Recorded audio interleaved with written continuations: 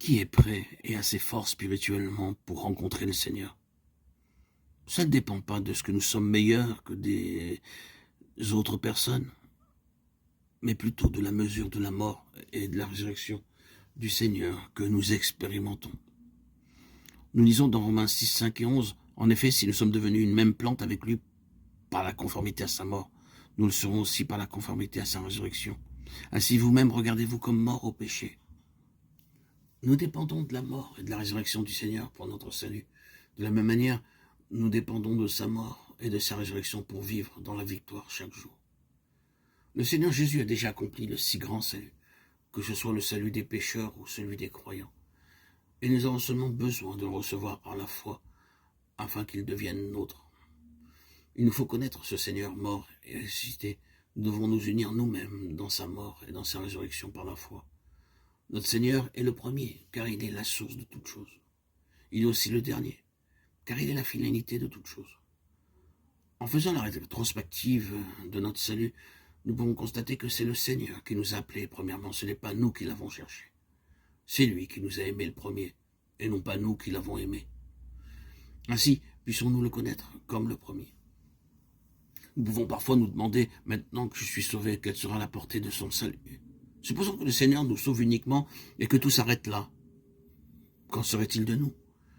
Si l'œuvre de Dieu s'arrêtait au stade initial de notre salut et qu'elle n'aille pas plus loin, que ferions-nous?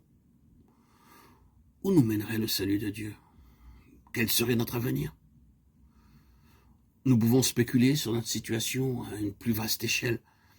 En lisant le livre de la Genèse, nous voyons bien sûr que Dieu est le créateur et la source de toutes choses. Mais nous lisons aussi que plus tard, le serpent s'est glissé dans le jardin d'Éden, que l'homme a chuté, et qu'Adam et Ève ont été chassés de ce jardin. Par surcroît, le chemin conduisant à l'arbre de vie fut gardé par les chérubins qui agitaient une épée flamboyante. Et finalement, nous lisons dans le récit de la Genèse que la terre fut maudite et que la mort entra dans le monde.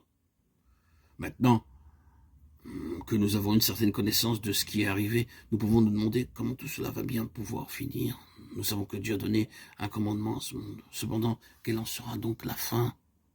À toutes ces questions, Dieu lui-même a la réponse.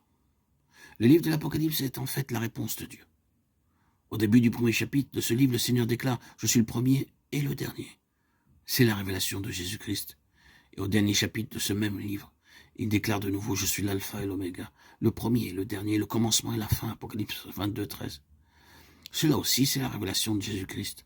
En d'autres termes, ce que Dieu a commencé en vérité, il l'achèvera.